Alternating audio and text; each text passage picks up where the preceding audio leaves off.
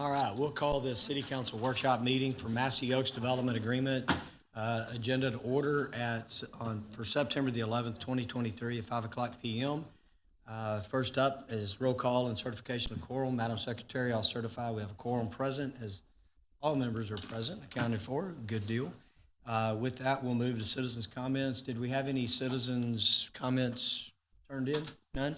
All right, we'll move then to new business, which is council discussion regarding developer requested amendments to the Massey Oaks Development Agreement. I'll turn over to staff, but I think we're going to do the developers and applicants presentation first. We'll have a presentation by staff. I think we've got in the packet, and then we'll open it up for questions and comments at that point. Trent, do you have anything to add to that? No, sir. Thank you, Mayor. That is the plan tonight. We'll let the developer go through their presentation, and then staff has the presentation that was shared with the council in the packet, and then we'll go into discussion. So. All right. And as they're getting ready for that, I left my voice in an airport in Lubbock, Texas yesterday at about 4 o'clock, and it didn't make the trip with me. So I'll be gargly all night. So with that, turn it over to you guys.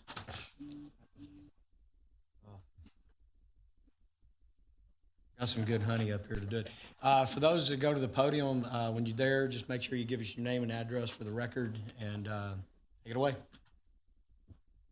1925 Pearland Parkway and 2116 Kildare, both Pearland addresses. We have Paul Connor. They're two of the major investors in the project, as well as Peter Gishon, who's been the lead person with First Capital since the very beginning. We are back because the world has changed. You know that. We've been back and forth with the city staff. They've been very cordial. So we would simply like to move forward with the project, and right now we cannot. And we'll be glad to answer any questions on that. So we'll try to go through this fairly briefly. You see there's the main entry of Massey Oaks. Those trees are about 80 years old. We were able to salvage them. It is a gorgeous community. We've got strong home sales already. Those are things that you want to hear and want to see in a community. It's going the right direction. This map shows you the total acreage of the project, which is roughly 1,550 single-family lots, including the one BTR, build-to-rent neighborhood. This is part of one of our dilemmas, and this is maybe a little hard to read. The yellow thatched area moving to the north in the center of the project that's along North Harkey. That's the drainage area. And then you can kind of see what's in the purple to the left of the screen. That's outside of the jurisdiction, but it's areas that drain through us. And then, of course, the Massey property itself. And I'm going to need help. Peter, can you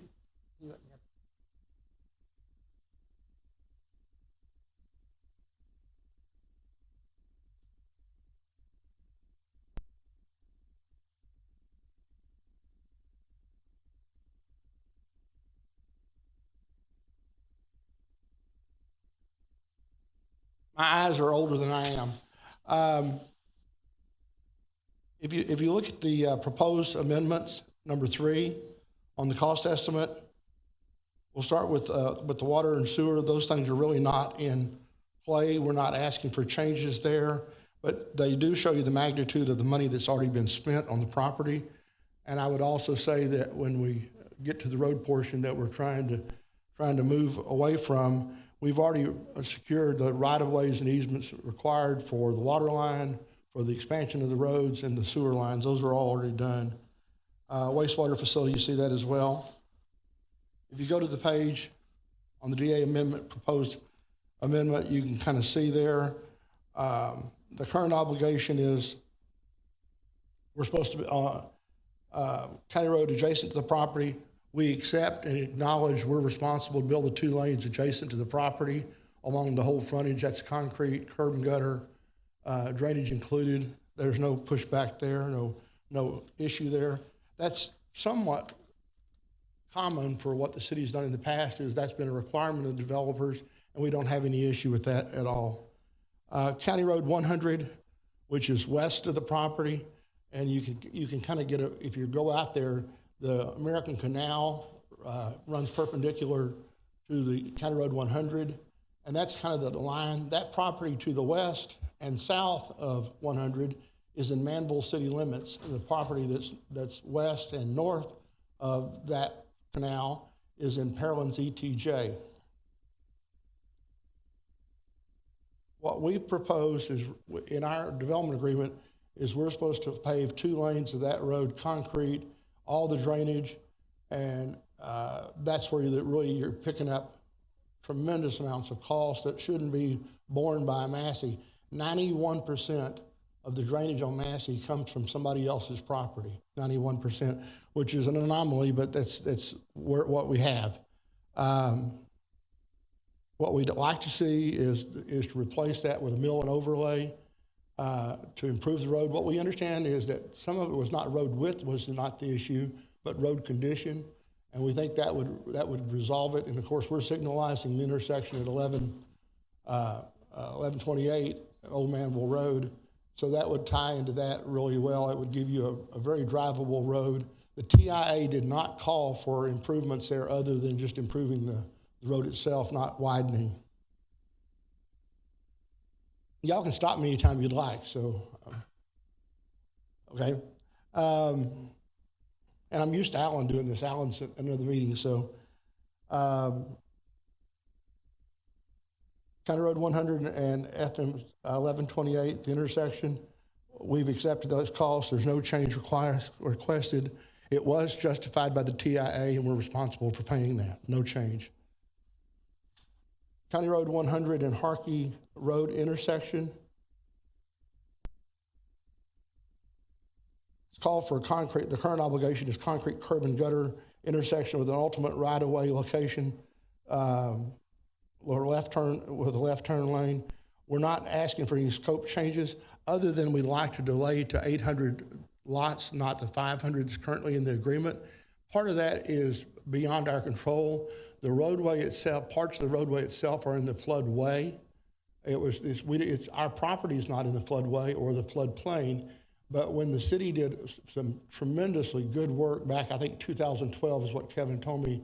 I think it was when y'all diverted the canal, pulled a bunch of property outside of the floodplain that was out there that's now in the Pearland ETJ. What it didn't do, for whatever reason, we're not trying to place any blame. It simply didn't change the roadways themselves, and they should not be in. But we're kind of have a conundrum in the fact that we have a difficult time building in the floodway because it's not allowed by the floodplain administrator. By the way, that's one of the things. This is so complex. Sorry for the diversion. The floodplain administrator for both Harkey and County Road 100 west of the canal is the county, not the city, which makes it that much more difficult to get your arms around.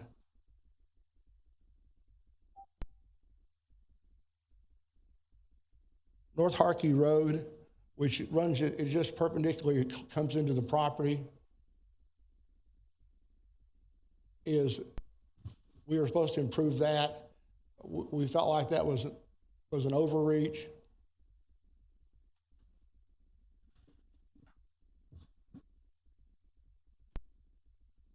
Mr. Groman, can I ask you a question?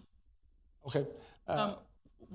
It kind of runs into the property. It's just recently, in the last month, or maybe 6 weeks max, been repaved by the county.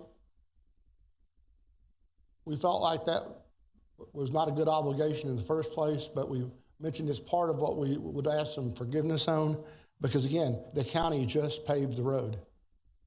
And it didn't make a whole lot of sense to go back and redid what they just did. That'd be a total waste of taxpayer money.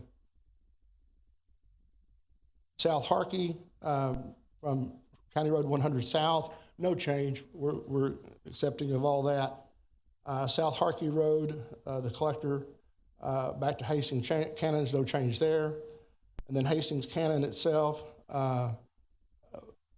we're just going to do 2 lanes of blacktop. That's been agreed, I think, already by the city and the county. The county didn't see any need to it because you can't really take that road westward because of the number of pipelines. And that road also is not in the city of Pearland. It's in, the bulk of it's in Alvin's city limits or ETJ. That's kind of an overview. I'm happy to answer any questions. I'm happy to, I just glossed it because you all know it as well as I do probably. Thank you, Paul. I think what we're going to do, like I said, have a presentation. I think the staff's got a little bit of a presentation as well. And then we'll get into a question and answer period after that. With that, we'll turn it over to Trent and staff. Sure. So we're going to turn it over to our engineering team and kind of run back through some of the background and history of where this started, and then some analysis of the current request, and then be prepared to answer any questions. So I'm going to hand it over to Raj, our city engineer. Good afternoon, and thank you, Trent, Mayor and Council. I'm going to talk or tell the same story from city's perspective, and city's side is the same story, but the perspective will be a little bit different from what is presented. So just allow me to present what we have, and then we will have our council discussion. So we're going to talk about the history, current status of infrastructure construction, recently requested DA modifications, other factors, and council input. This slide just shows the location or aerial extent of the project. The first one is Massey Oaks Development, which is 357 acres of land and expected to be in 13 different subdivision sections. A loop track is 75 acres, 2 sections, and ordinary track is 79 acres and 3 sections. Total 511 acres and approximately 1,500 single-family units or units. So that number may change. What was presented was 1,550. It is 1,500. So there's little room to make little adjustment as we move forward. The original DA includes sanitary sewer extension, water line extension, roadway improvement, and right-of-way easement acquisition. So we do not have any conflict with sanitary, water, and right-of-way. But since this amendment request is for roadway improvement, we will discuss or talk in depth about the roadway improvement. Again, here what we see is there are like 10 different key elements that was identified in original DA. So it includes several segments of the roadway, concrete curb and gutter with the storm sewer system, as well as the intersection improvement at Harkey and County Road 100, and signal at FM 1128 and County Road 100. This original DA doesn't include segment 4A that was added when we did second amendment for providing service to loop track. This one again shows what we have in DA, water, wastewater, and right-of-way, no issues, no change proposed in this amendment, and there's significant changes proposed in roadway improvement. This shows the current status of the subdivision construction in Massey Oaks itself. Section 1, Section 2, 3, and 5 have been approved, constructed, as well as accepted by the city as of this week. So that total number of those lots accepted by the city is 300. Why I'm saying that 300 is somehow that is tied to our development agreement. So the total number of the lots that is shown in master plat is 909, but the number may vary from 950 to 1,000 in different DA amendment. We have that number varied between 950 and 1,000. Similarly, loop track and ordinary track, that will add the number of units. Here, for simplicity, I have used lots. For loop and ordinary track, both of them have kind of like rental units, which is one lot, but that will have 148 lot units. And similarly, in ordinary track, there is a parcel which is one lot, but that will have 108 units. So I have used lots and units synonymously for sake of coming up with the number of volumes and traffic. Here we can see Massey Oaks offside roadway deadlines. So I'm just putting key 1 to key 4 because there's no changes from key 5 to key 8 in those two amendments. The original in the original amendment, once security is posted, and by the time of 150th single-family homes are accepted by the city, then those roadway needs to be completed by the developer. So for key 1 to key 4, that has been changed in second amendment that was done in 2022. So the same thing has been brought for simplicity in 2 different segments. So the construction plans must be submitted. Construction plan means construction plan for key 1 to key 4A must be submitted prior to acceptance of 370th Massey Tracks family lot. So what it means that we have already accepted 300 lots, and if we add any more lots, then that will kick in this scenario. So we have to see the construction plan before we can approve additional sections. Security should be posted by 470th lot and completed and accepted by the city by 500th lot. So these are the differences between original and what was amended in second amendment. I don't spend too much time on this one. This just identifies the same thing, 9 different key elements and what are the differences between the proposed and second amendment. So there are like 4 of those elements. There's no change. 5 of those elements, there is some changes. We will discuss a little bit more on the next slide. This one details exactly what is proposed and our perspective, the amendment request, basis for the request, and city's staff's perspective. So key 1 is the County Road 100, which is supposed to build 2 lanes, concrete and curb road, adjacent to property. So for this one, the request is to change that deadline from 500 lot to 800 lot. And the basis is delay, absorption, and revenue due to COVID-19 quarantine, inflation, and material and labor. So the city's staff perspective is when the city did second amendment, it was already captured because we changed that deadline from 150 to 500 lot. So that kind of addressed that issue.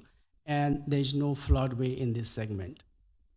The second one is west of property between FM 1128 and the canal. The proposed changes to mill and overlay versus the original DA is to have 2-lane concrete curb and gutter roadway.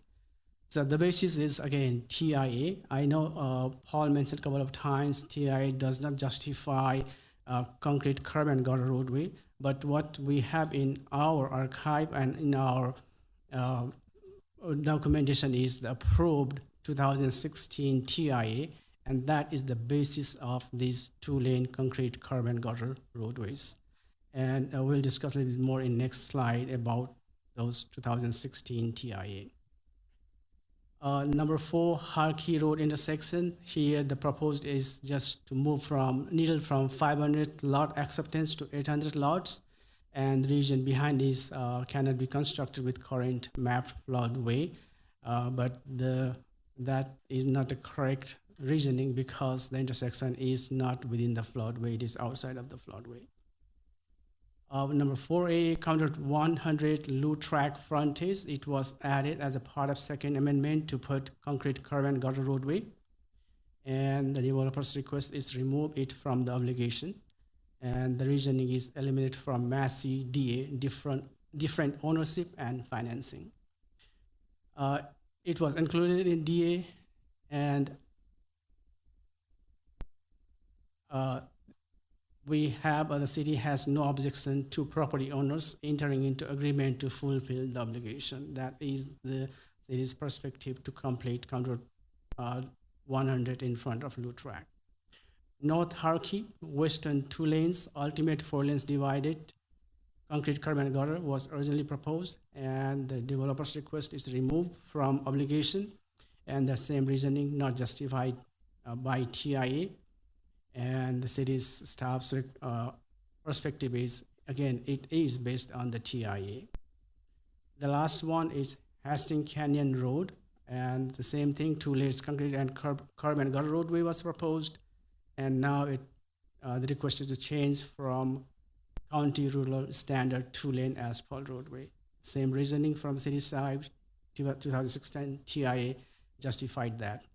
And just want to add one more thing there.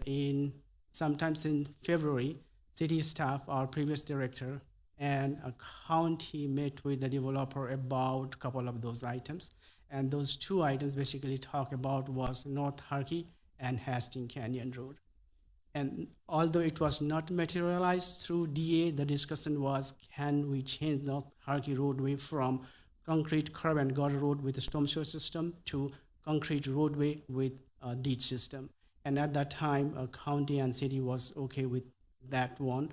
That basically, like in staff level, that was kind of discussed and agreed upon, but we didn't bring it to the council for amendment because, again, it has to come from the developer. Same thing with the Hastings Canyon Road. The request was to convert that two-lane concrete curb to rural standard two-lane asphalt roadway. That was, again, okayed with the city and the county at that time, just for discussion. In discussion level, that was okayed. But again, to materialize, we need to bring it to the council no matter what we talk. Next.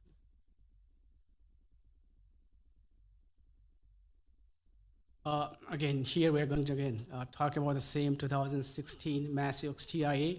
So all these statements that you see here are from the approved Massey Oaks TIA that was prepared by the developer's traffic engineer, reviewed by the city, and finally approved by the city. And that's how these requirements were added to our development agreement.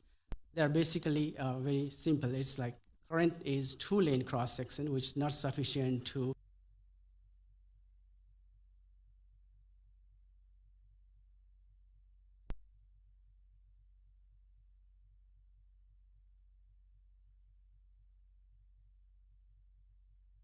the roadways that can serve future projects and thoroughfare standard. Again, the main reasoning was safety consideration and mobility consideration. For simplicity, what we have done is counted the number of lots that is presented in different subdivision plats. So Massey Oaks has 909 lots, Track 282, Ordino 281, and there will be one added track that is Magnolia Creek 282 lots. Again, for sake of coming up with the volume, I have used lots in lieu of the units because Ordino and Track has one lot with several units, multi-family units. So with that added, we get about 1,754 lots, and using our EDCM criteria, for daily trip generation, we will get about approximately 17,000 trips. Also, in the bottom, you will see traffic count done in 2021 for Loot.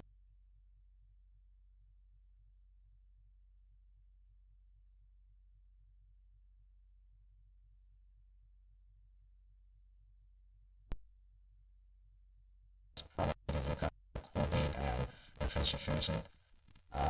And on the right-hand side, what we have is the number from highway capacity manual. So that highway capacity manual is a federal document that tells how to quantify the volume,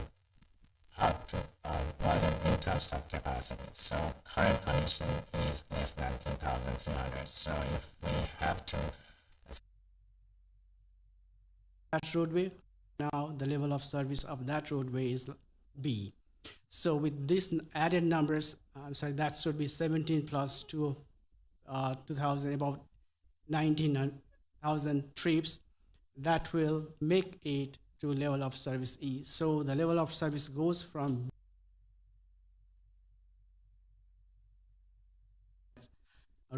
what it means is it already meets it meets the requirement to add lanes, but we are not going to add lanes. It is in the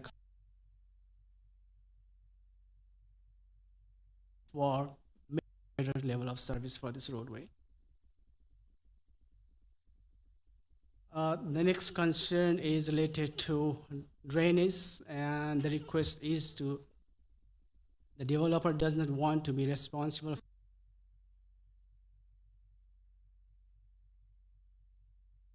So what you see here in the slide is the final approved drainage plan that shows the drainage area getting into 100, and then it goes to diversion ditch. That's how it was planned, and that's how it needs to be done. So the recommendation for improving the roadway is to provide 37 acre-feet of detention or no impact condition to downstream. So that 37 acre-feet of detention does not include, just includes the half boulevard segment. It doesn't include the full boulevard section. So if we look at the ultimate design approved drainage plan, that shows that if we have to do the ultimate, then it will be around 56 acre-feet of detention is required. So our justification is, since the roadway project is within the right-of-way, it is a public infrastructure. When we improve public infrastructure, it has to meet city's standard. That is the minimum guideline. Just want to give you some examples of what we did in past couple of years. Wesley subdivision, we did not add any impervious cover at all. But since we regraded the ditch, that changed the time of concentration. If it took 20 minutes for a drop of water to go from A to B, point A to point B, with this improvement, it goes in 10 minutes or 5 minutes, depending upon the slope. So that rushes the water downstream and impacts downstream. That is why we want to make sure that no negative impact is resulted after the improvement is done. So that makes the detention volume go higher. Same thing with several of Makawa Road. BDD for this recently, a couple of years ago, they just converted the ditch system into concrete pipe, and they provided several acre-feet of detention. So in all our projects, we make sure that no downstream impact is triggered because of the improvement. So we would like to treat this system similar to what we do for City of Pearland projects. And all these projects, as Paul mentioned, all these roadways, majority of segments of these roadways are in county, and whatever we decide, we have to make sure the county is okay with that too. And it's good that we have county engineer here. Next. So I will give it back to our city manager Trent for a couple of slides. Thank you, Raj. So just kind of to wrap up some of the other things we've talked about in the past, and just wanted to make sure we had all the things that we've gone through on this, as some other factors to consider. So there were some due diligence items that we think were missed in the early cost estimating that have led to some of the cost increases. One of those was the pipeline that had to be relocated. The drainage boundary area we just talked about, that's always come to that portion of the right-of-way, so it has to be dealt with when that road gets rebuilt. And then we had done previous cost estimates back in the early stages that were about $10 million more than the developer's cost estimates. And then the development isn't a MUD, so the MUD does reimburse the developer for water, sewer, and drainage infrastructure. And then that associated utility agreement with the city includes a 10-cent rebate of city property taxes as well for the Massey and the Rogers tracts.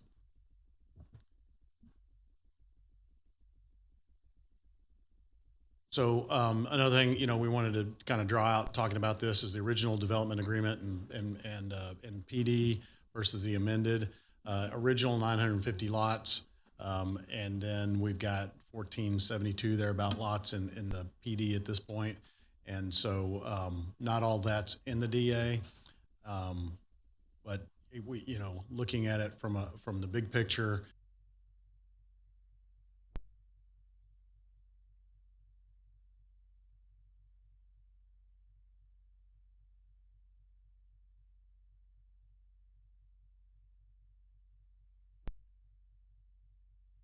then we all the lots included in the DA as well, because if we get to 800 lots and only the 950 is included in there, we're very close to the end of this thing, and there's not a whole lot of those other lots aren't tied to it.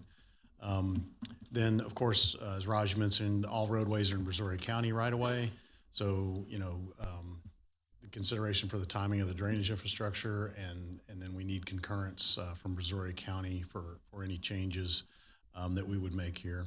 And then, as we talked a little bit about last time, emergency services response times based on the current widths of the existing roads and the poor condition of some of the existing roads. Even though the county's redone Harkey, County Road 100 still needs to be redone. And then that we're shifting some infrastructure costs that were allocated or agreed to by a developer to the taxpayers through this.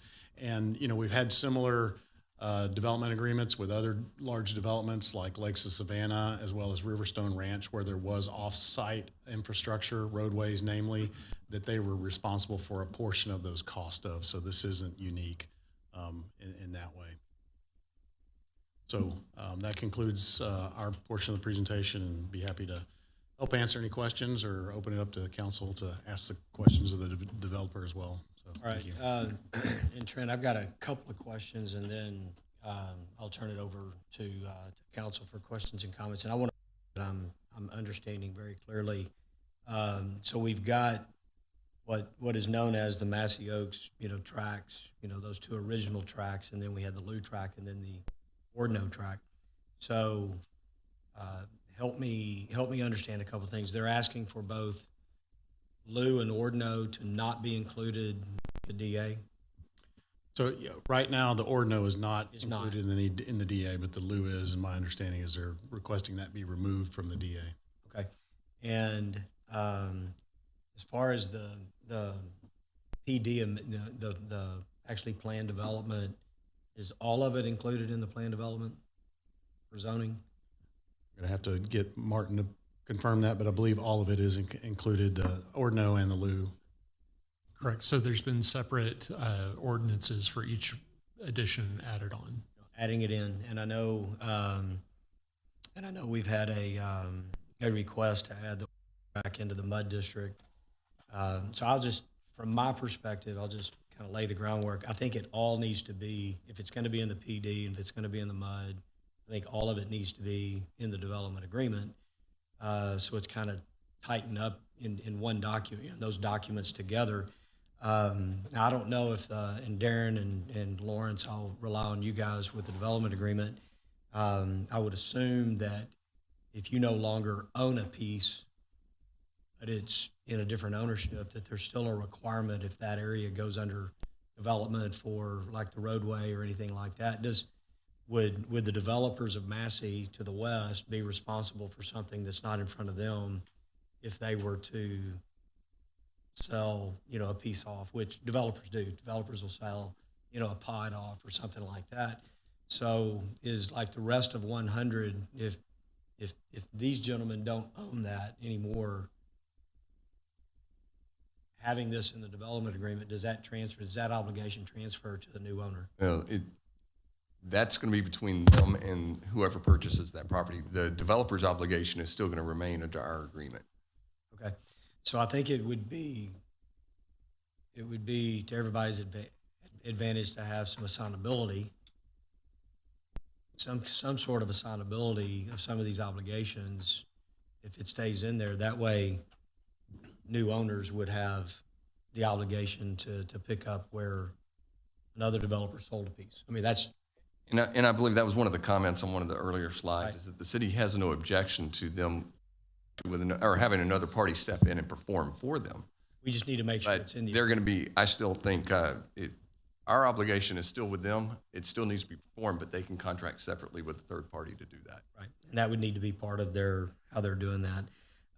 Because I do agree, if we're going to go out, if council, wants to move from, the 500th lot to the 800th lot, there needs to be additional running room somewhere out there to make sure that these obligations get met.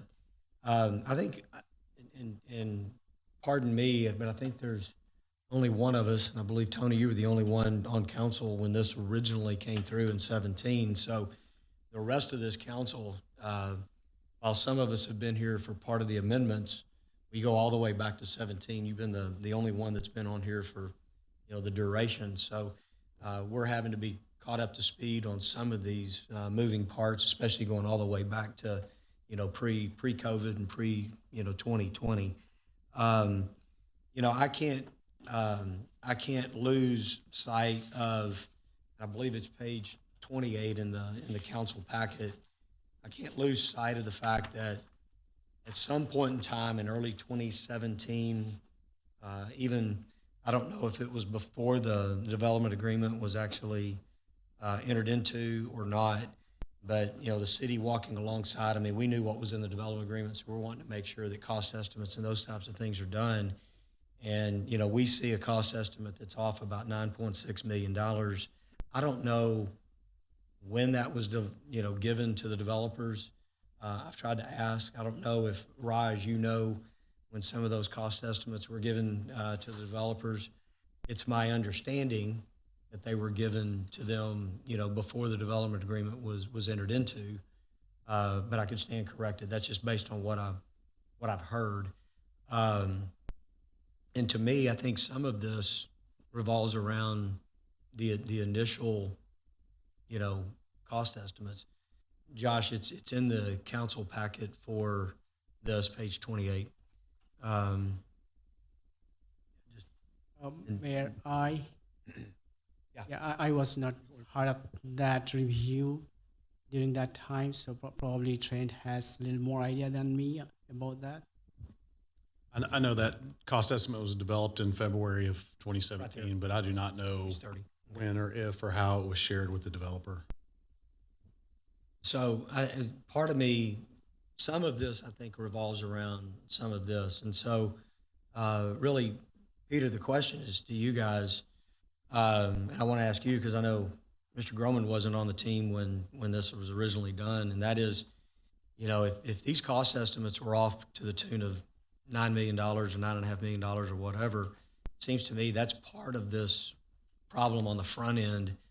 And I'll tell you, I don't have any heartburn over working with the developer to make sure that things happen and a development is successful. How, what, and where the council and their wisdom wants to do this, I don't see any issues with working on maybe scope changes and a few things like that. But to me, this has kind of been a central theme to this development, and really want to wrap our head around that portion of it because I think it matters. I mean, I think it matters that to me, it makes me wonder, the developers that had the cost estimates in assuming cost estimates that the city has done here turned out to be right, would we have entered into the development agreement to begin with? And if so, what would the financing and everything else look? It changes the picture of financing. It changes the picture of the development agreement. It changes all that. So Peter, I know you've been with it from day one, so I'll ask you that question. Yeah, thank you, Mr. Mayor. Peter Gashan, Massey Oaks Development. Raj, in your council packet, there was the report from CDM with the big green header that had offsite infrastructure total cost as the title. I'll skip to the punch, Mr. Mayor. The roadway cost estimate from the city was $13.3 million. I don't know if we can quickly toggle to our presentation, but the DA estimate for roadway obligations only is $11.5 million. We're talking about a 14% difference that could easily be absorbed by any contingency. The total roadway obligation now, so you can see that at the bottom there, $11.5 million. The total roadway obligations at this time are now $30 million. The city's total cost estimate for the entire project was $31 million. So roads only, Mr. Mayor, 30. City's cost estimate from 2017 for every infrastructure project, 31. So I submit to you, our engineer missed things, we missed things, we didn't know about the pipeline, we didn't know about the extent of the drainage area, but it must be said that Mr. Upton and R.G. Miller had broad concurrence over the cost estimates in 2017 that informed the development agreement. Okay, and that's good to hear, because to me that's part of the central, getting all of this out on the table so we understand the breadth and scope, because it does have a bearing on it. And I mean, the world does change. I get that, but I think part of what you're going to hear tonight is we've we've revised, and now here's another revision. And then before we move on, Raj, I want to make sure I heard floodway is an issue at some level in this immediate area. Obviously, floodway, you have a difficulty if you have a floodway, but I want to make sure that I hear, like in Harkey, is there an issue with floodway on County Road 100? Is there an issue with floodway? If so, I know we've got the county engineer here as well. Yes. Gonna have to work through that. Okay. Sorry, Mayor. Yeah, for North Harkey, there's floodway and there's issue. For County Road 100 between FM 1128 and Harkey, there is no floodway. And the floodway for County Road 100 starts about Lou Track east. So there's a little bit of issue with County Road 100, but that is essentially ditch. Again, we can talk with county and present them with the latest and greatest model that we have. And all those floodways are the result of the earlier version of mapping. When we did our diversion ditch, that is a major change that changed the flood pattern and drainage pattern significantly. And when we submitted that to FEMA during 2020, they just asked us to hold it until some time so that they can issue their FEMA form at that time. So we do have updated We data. do have updated analysis done, and if we present that, that will remove the floodway from County Road Harkey North as well as County Road 100. Okay. So And- on Harkey North, you mentioned Harkey North does have some floodway issues.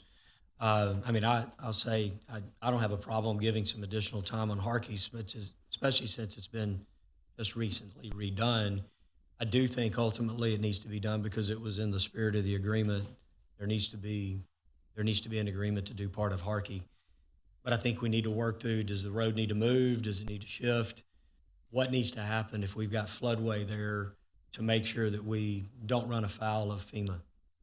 Yeah, the issue I see for Harkey North is if we did our due diligence correctly, we could have moved that required half boulevard section to the east side instead of west side, because west side is where we have floodway.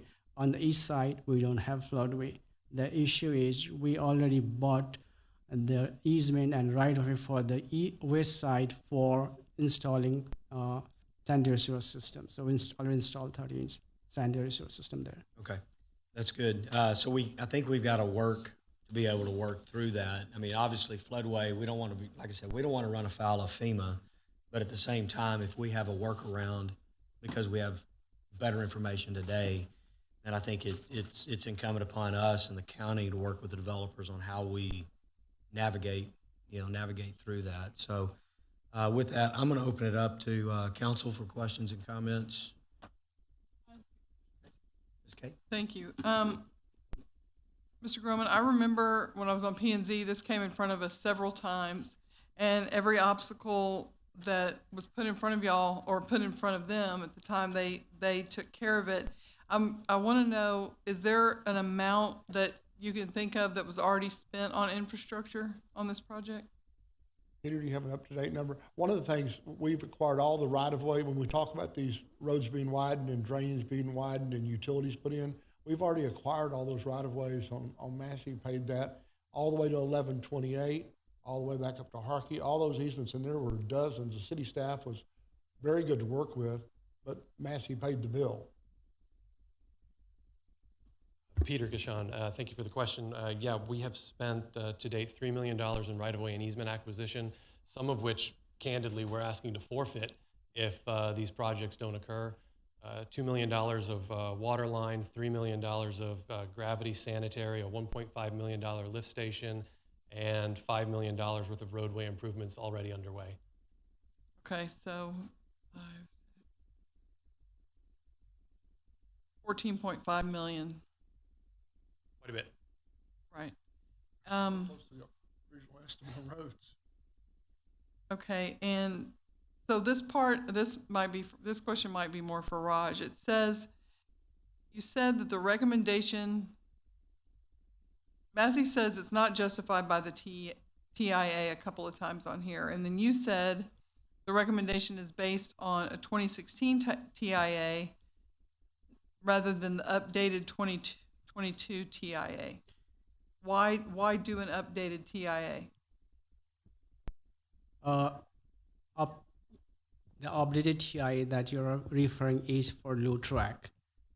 The basis of the development agreement was 2016 traffic impact assessment. And if we look at the updated TIA, that still refers to 2016 TIA. So the updated TIA did not change anything from 2016. So I'm not sure if we have accepted any of those TIA that shows no improvement is required or to change what was approved and what was delineated in our development agreement. So the 2022 TIA just says refer to the 2016 TIA? 2022 TIA is specifically done for loop track, and that's why they focus on the loop track and their periphery. It doesn't focus on what happens east side of Harkey or north-south on Harkey Road. County Road 100 that's west of property, that's the loop track also? No. So, but that one, there was one, no, go back to the slide we were on. Right there, number 2, still says the updated 2022 TIA for loop track. So why is that? See number 2? It says the updated TIA for 2022 for loop track does not change the requirements. So the original TIA was done for the Massey Oaks, and then when the LU was added, there was a TIA done for LU, but that didn't go back and redo the TIA for the original, what was agreed to. Is that correct? Yes, the scope of loop track TIA is not to go back and change everything. The scope of loop track is to recommend what needs to be done for loop track, and the rest of all was adopted from 2016 TIA.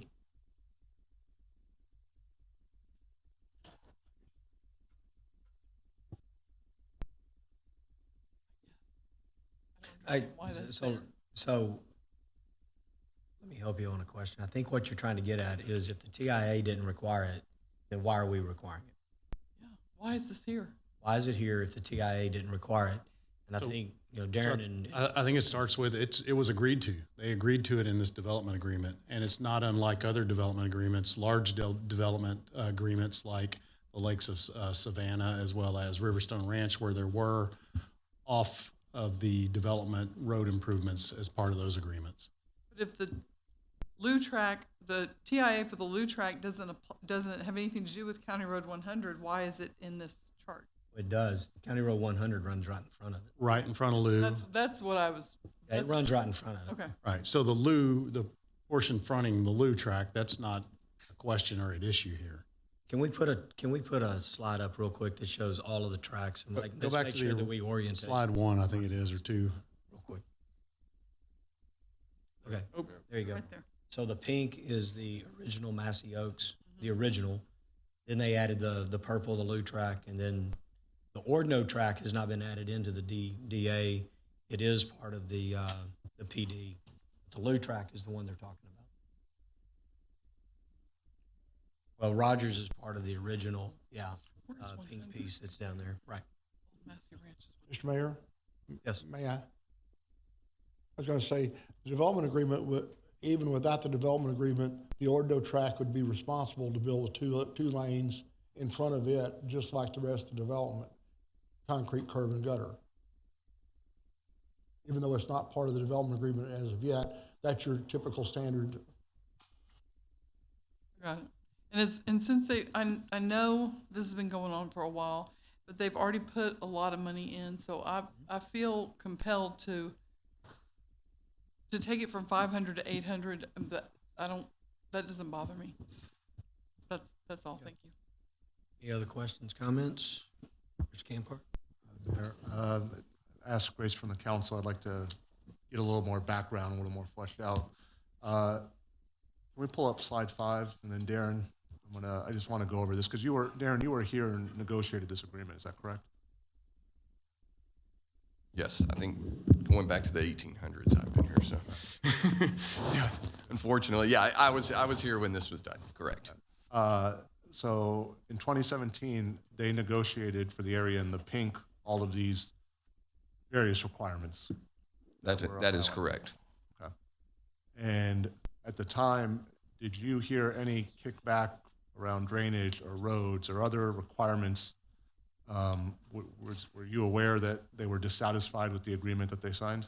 Oh, we had numerous meetings with the development team, and that was, we even discussed with council, and then we would go back and continue our negotiations. And that was one of the concerns, was that this was an area of our ETJ that we didn't have the infrastructure there to support. And so that was one of the criteria in order to annex this property into the city and do a development agreement, was that there were certain criteria that were going to have to be met and certain improvements that would have to be in place. Over and above a TIA or things of that nature? Correct. And because the only way we could require these things was through a development agreement. Got it. And so, yes, there was an exchange going back and forth. It was a negotiation, and these were the things that they agreed upon. You didn't hear a vociferous distaste for the requirements. They were. They brought up comments about, well, some of these things you couldn't require otherwise, and we said, no, we understand that. It was at a point was whether or not you are willing to do these things to do this development, and it was a bargain exchange, and so an arm's length negotiation, and Sure. That's where we ended up. I think the biggest issue here was probably a lack of due diligence on their part to know what they were getting into. Fair enough. And then on these two other amendments, I guess in 2021 and 2022, there's a lot here. How would you characterize those, just for simplistic, since we're dealing with the public? The First Amendment was a really a minor change dealing with sewer size. That was not nearly as much. The Second Amendment was more significant, and that, of course, made some changes for the Lou tract. Sure. And then it also changed the timing of the roadway improvements. As in when they were due? As when they were due. It didn't change the scope, it changed when it was due. Got it. Okay. Can we pull open the slide with the colors, the pink, the green, and the blue? The map. Sorry. So as this project is going on, Darren, they came back to the city to add tracks to this project agreement. We had to deal with other items as they added. Yeah, well, the only one that's been added to the development agreement is the Lou tract. The blue. And then, yes, the Ordno tract has not been added. And their original proposal for this Third Amendment, that was proposed to be added, and then they came back subsequently and said they didn't want to do that and wanted to withdraw the Lou tract from the agreement. As part of the signing of this agreement? But they all are part of the planned development, just not part of the, only one of them was part of the. And as part of the agreements back in 2017, did they get a special district created for the purposes of reimbursement of utilities and different infrastructure costs? Yes, that would be Missouri County MUD number 69.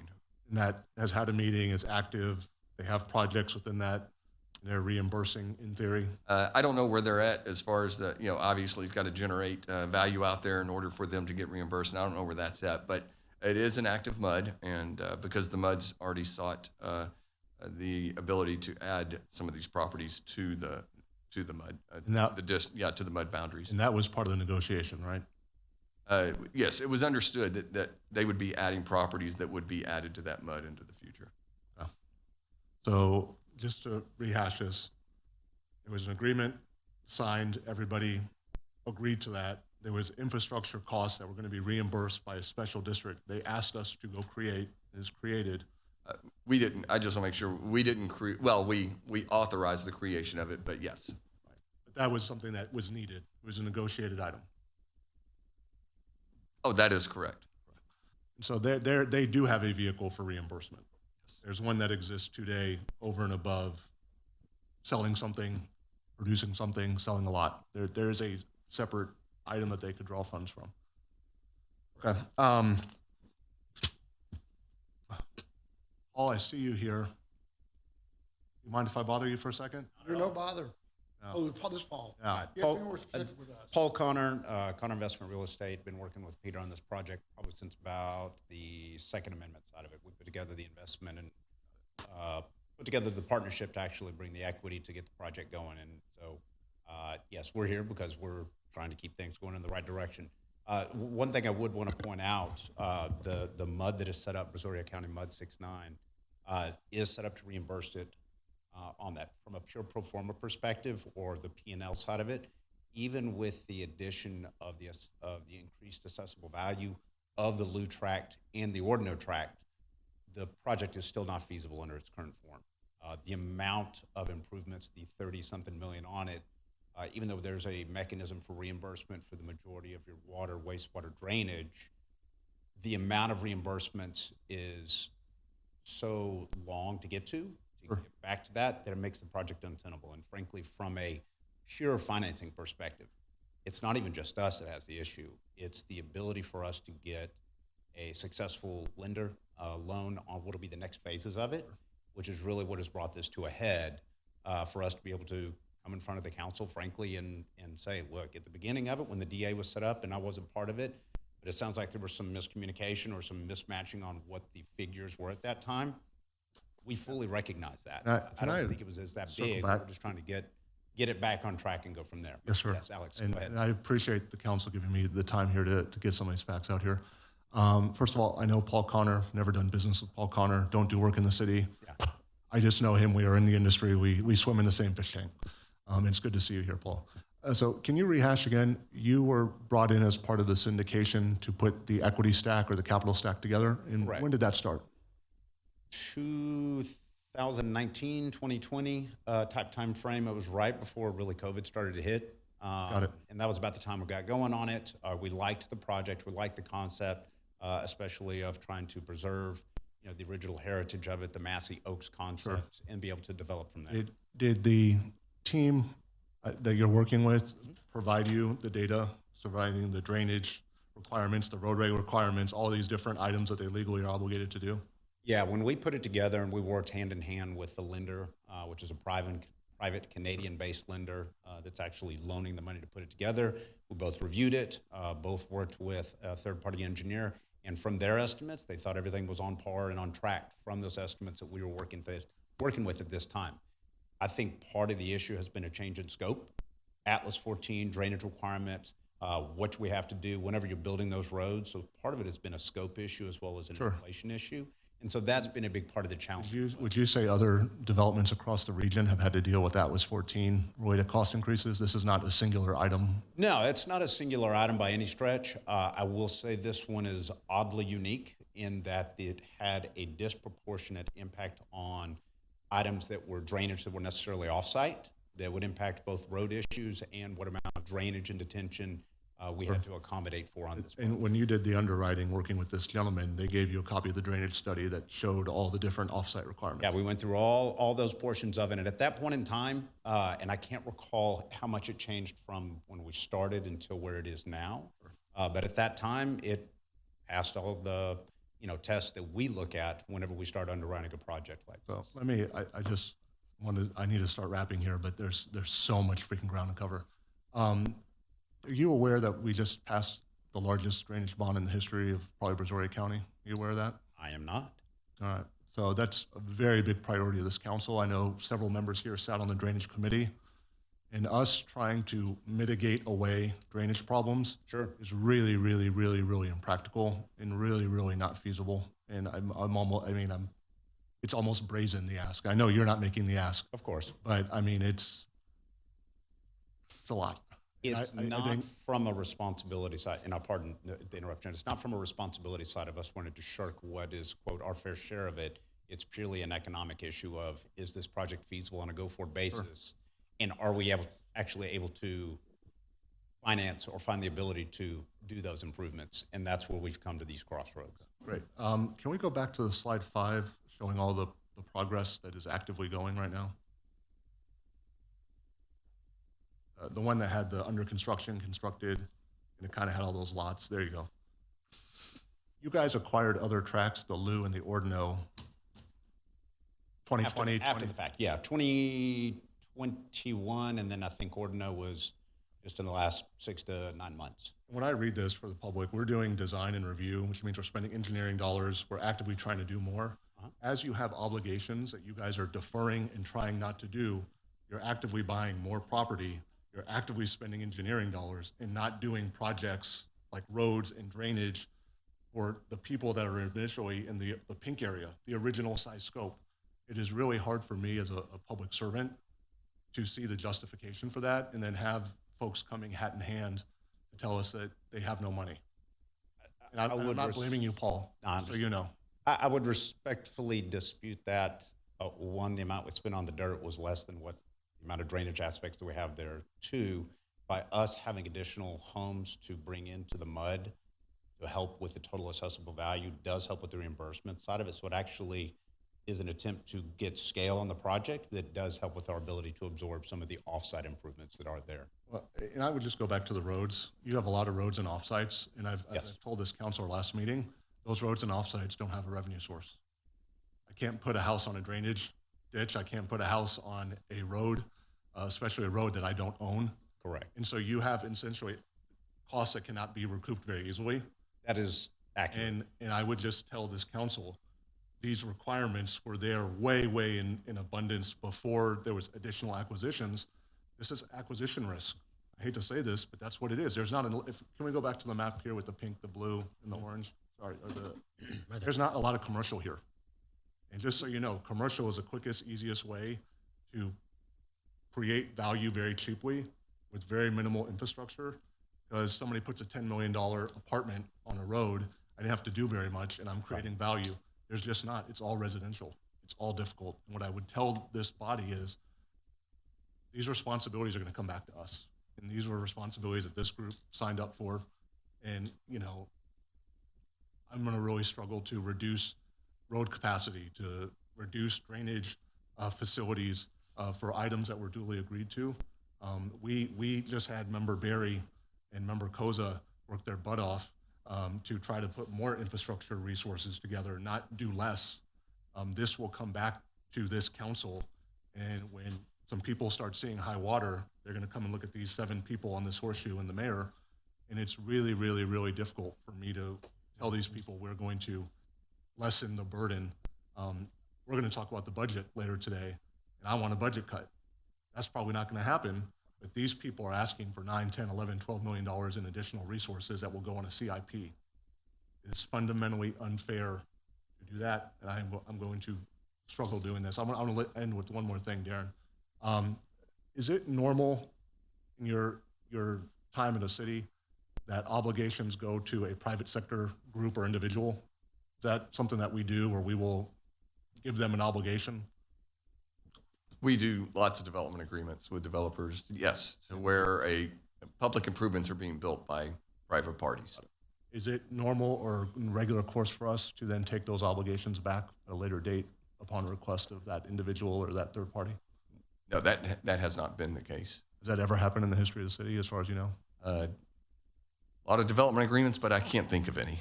Okay, so we would be breaking new ground. It appears to be. I just would like to say we are not the group that should be breaking new ground and taking back obligations that a third party, private individual or group has done. I would tell this body, Mr. Paul here is a finance guy. He's the money guy. Mr. Paul, when this thing doesn't go so well, will call somebody with capability and balance sheet to address these items. And we will see Mr. Paul again. And then he will tell us we have a group that can actually finish the project. I want to take that fear off the table. It is clear we don't have a group that can finish right now. I don't want to break ground or be the ones that say that for the first time in the history of the city, we took back private obligations, let alone 10, 11, $12 million of it. So that's my piece. Thank you for the council for giving me time. I appreciate it. Thank you so much. Good comments as well as good questions along the way. Mr. Carbo? Yep, thank you, Mayor. Yeah, I was the only one here, and this was a lot of going back and forth, and kind of the hesitation of bringing this large a development out in what was our ETJ was how do we service it? And that's why the roads, that's why the water, that's why the sewer infrastructure is so that we don't end up with a island of residents that are in in the city paying city taxes but don't get the services. And yeah, I mean, that was the crux of it. In terms of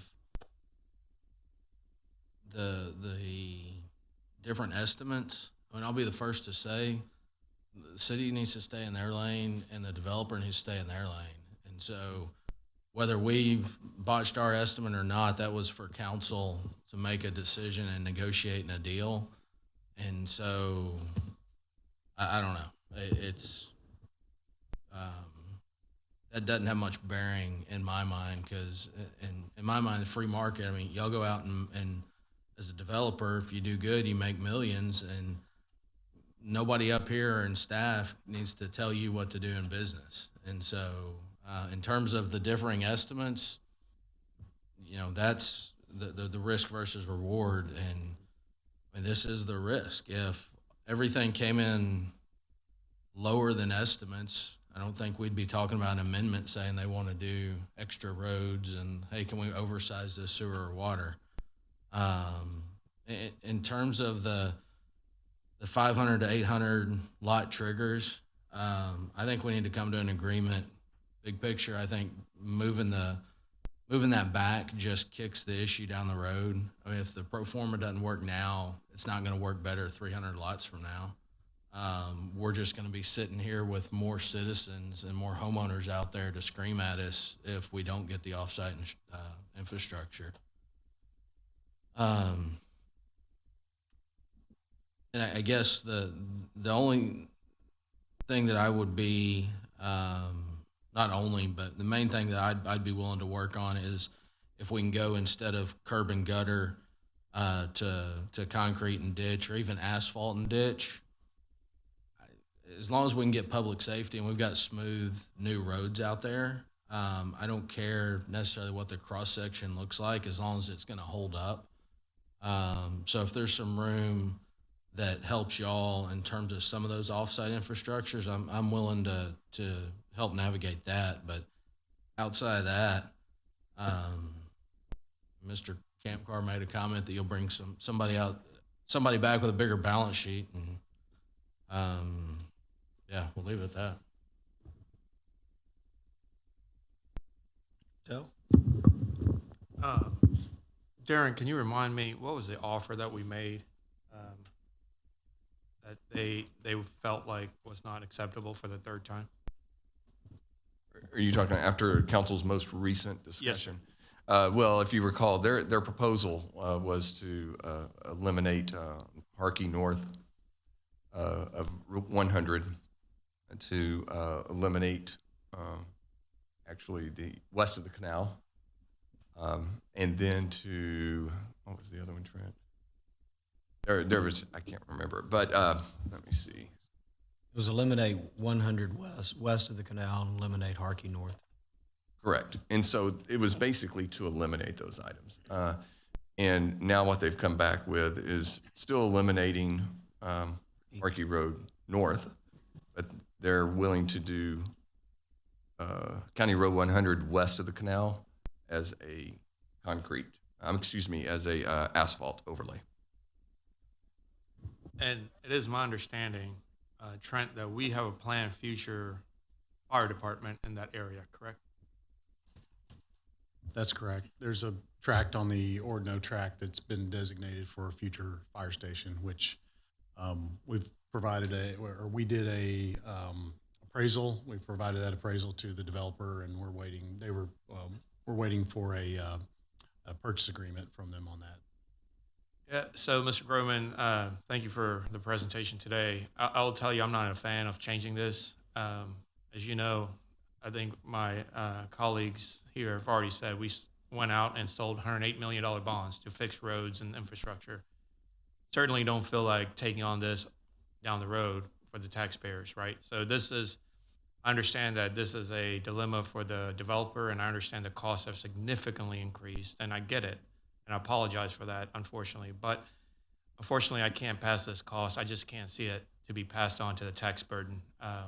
And Councilmember Kamkar is correct. It is a heartburn in today's environment for taxpayers already. So for me to justify a developer's cost that they've agreed on for their development and now wanting to pass on to the taxpayer, the rest of the taxpayers, I just don't think it's a fair deal. So I apologize, but my answer is no. No, yes, sir. If I may, just one thing that goes back to Mr. Kamkar's point, and it was well taken, and Mr. Patel just brought up the $80 million bond issue for drainage. The big portion of drainage we're trying not to do isn't in Pearland. It's water that sits on the prairie in Manville. That's a big chunk of it. We had what we call the Upton solution, because Robert Upton, and I don't want to speak for him because he's no longer working here, but he was a very good problem solver. And that's where we came up with the idea of doing 2 lanes and an open ditch, because that road, that water that sits west of the canal is dammed up by the canal. And what you're doing, what happened is by us repaving the whole road, you put this major infrastructure, drainage infrastructure, that will be the city of Pearland's at some point in time, but it'll also be maintained by the city of Pearland at some time. But you didn't really benefit people in Pearland or Pearland's ETJ. You benefited an unoccupied oil-filled piece of property in Manville. It didn't. So when you talk about, that's the biggest single change we make, is not doing the drainage on the Manville side. And for the life of me, I don't see Manville taxpayers coming over here to give you a check to pay for your drainage that they caused.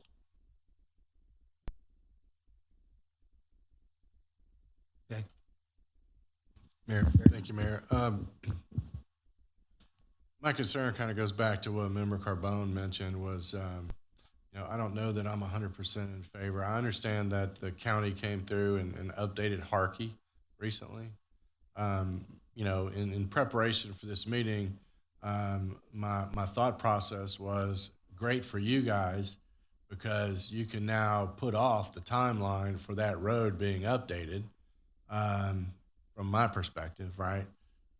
But we all know that the life cycle or the lifespan of an asphalt road compared to concrete is much shorter. So my fear is that we have 12,000 vehicles going up and down the road, school buses and so on, and then the road is going to degrade at a much faster rate. And so as a result, if you have poor transportation, access and egress into a neighborhood, a new neighborhood, whether it's $300,000 homes or $1 million homes, it's going to affect the cost and the value of those homes and that property. And at which point, where does that leave you as a development in trying to sell lots, whether it's the 800th lot or the 1,000th lot? So I struggle with that, and that's my biggest criticism of the whole thing. Thank you. Mayor Pro Tem. Thank you, Mayor. Mr. Gashawn, this question's for you. You made mention of the supplement that I sent in as far as the roadway. That is basically a summary of the spreadsheet. So, could you pull up the spreadsheet?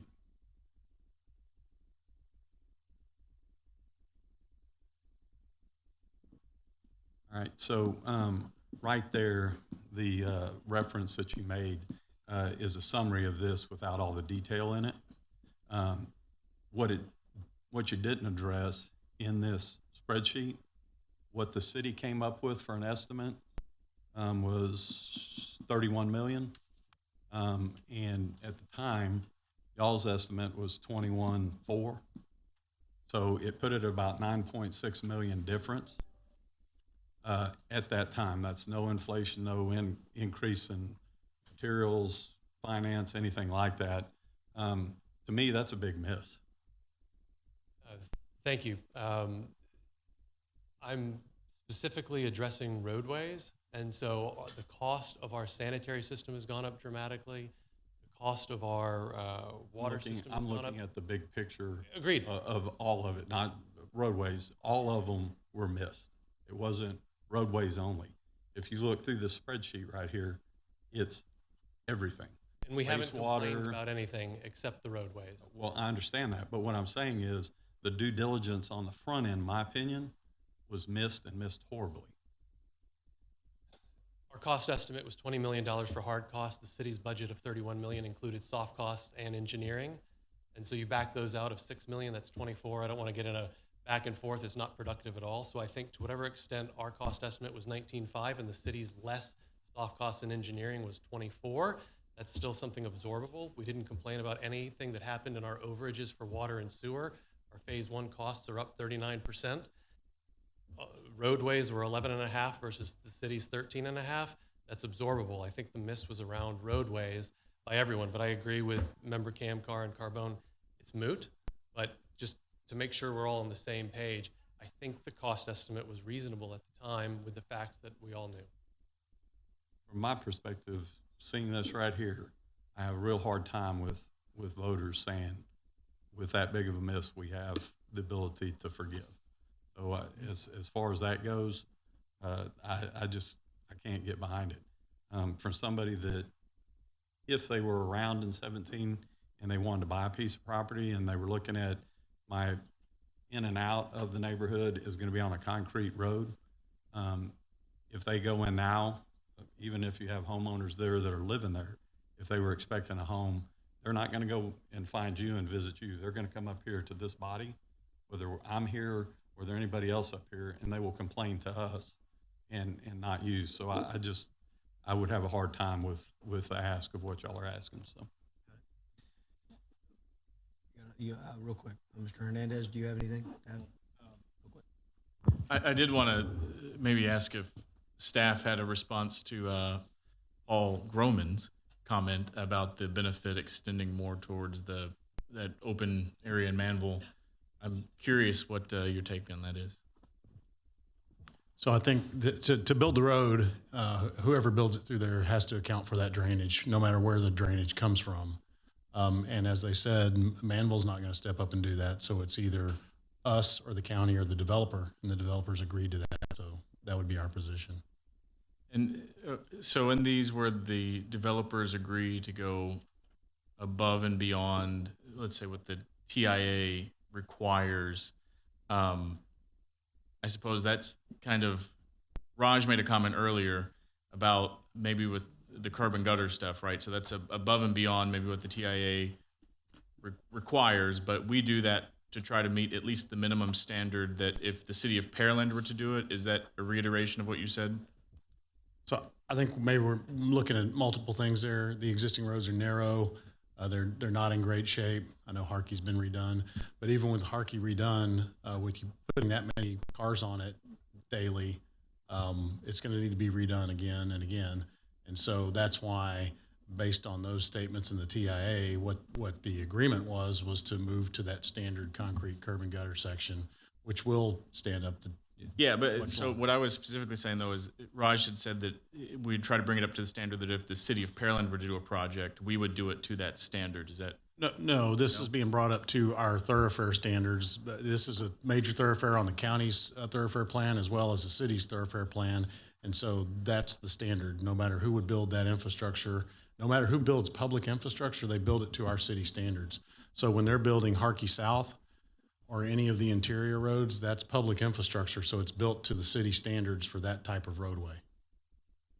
Okay, and I guess my question was then leading into if we were building it to what our public standard is for the portions that are mostly county, what is their standard? Maybe I'm not. It's very similar to ours. I don't know that there's a whole lot of difference. Yeah. Yeah. The Harkey portion, the County Road 100 is where I really have like the biggest heartache on all of this, Mayor. I don't know that that's as big to me, and especially with maybe Paul's comments, it's just kind of I struggle with it. The Harkey piece, I don't want to see that removed. I do see Harkey as being a pretty important piece that would hopefully be up to a certain standard. But the County Road 100 piece, I can go maybe back and forth there on the removal portion. As far as the going from 500 to 800, I do think the comment about kicking the can down the road is probably where my brain lies with that. But I don't know if there's really what. Did you want to address that? I mean, the obligation remains. Is there any risk of us pushing this forward where you would come back and say, oh, sorry, amendment number 4. It's a fair point, and from the outside looking in, it does look like, well, they're just kicking the responsibility down the road. The reality of when you put a project of this size together, the amount of capital that is spent up front, putting in water, putting in wastewater, putting in all the roads, doing the drainage, all those are zero revenue events. It's pure cost, pure capital. So you're digging a hole of dollars that you've spent into it. The way you dig your way back out of it and actually end up making money is get to the point where you're actually selling lots, and you sell enough lots to pay off the lender in the case. And then when you get to the point of actually having enough homes actually built, and you get the MUD that will then reimburse us for hopefully the majority of what would be expended on that. That's really where you're able to see, does a project. In your comment earlier about the MUD, I guess you're saying that even regardless of the value that's put on the ground, the MUD simply cannot over. There is a point in time where you will exceed or overburden the MUD. You can have a point where you've put too much infrastructure into, you have too much offsites that even though they may be eligible to be reimbursed, that there's not enough homes, not enough value to get you reimbursed to it. Right. So to your question or to your point, does deferring it from 500 to 800 put you guys at risk of it just not getting completed?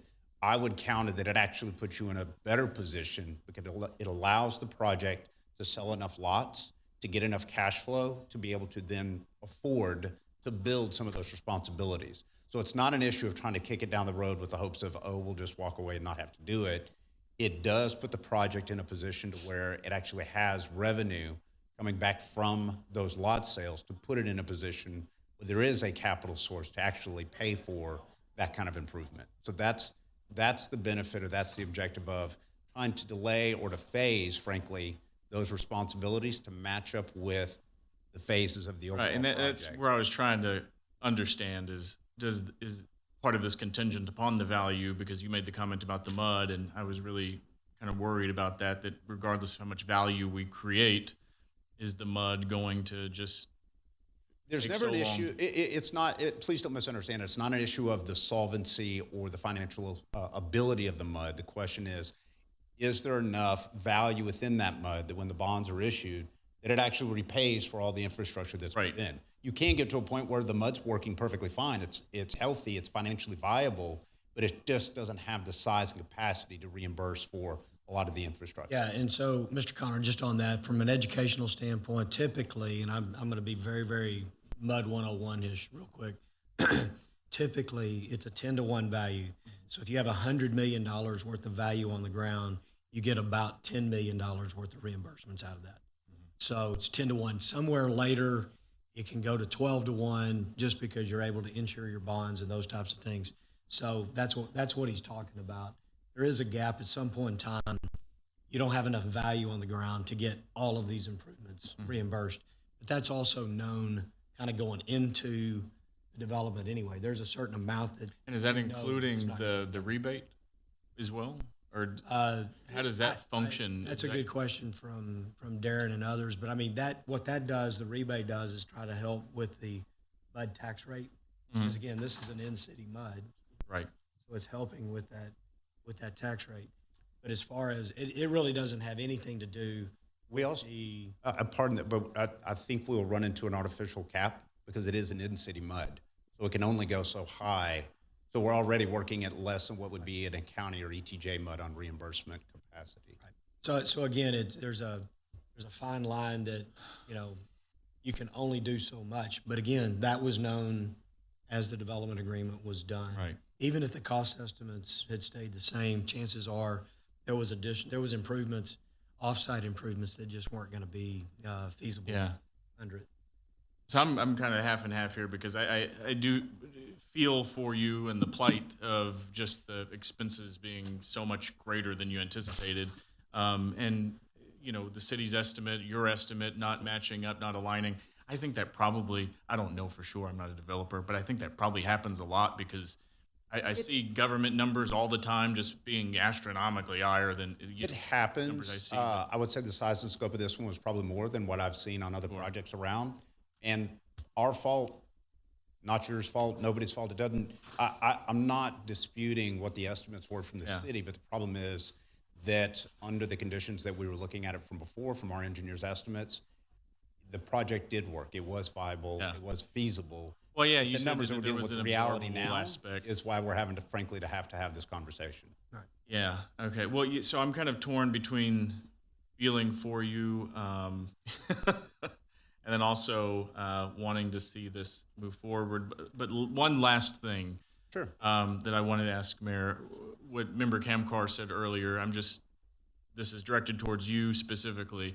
The question of if, for whatever reason, this isn't amended a third time, and I think we all have the mantra protect the Second Amendment.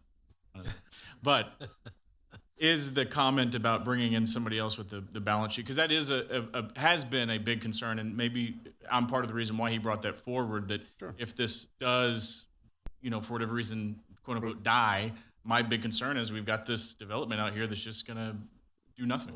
Yeah. That if the numbers don't work now, it doesn't matter what size balance sheet it is. I could have $1 billion. It would not change the numbers of what's here on is this a viable or feasible project that can sustain getting a development loan, having a return of, frankly, the original amount of the investment that you put into it. Does it fit proportionally within the mud that's been created in the AV that's there? So yes, there are instances where it's just, frankly, the project gets bigger than the developer, and it is a balance sheet issue of they just need larger capacity.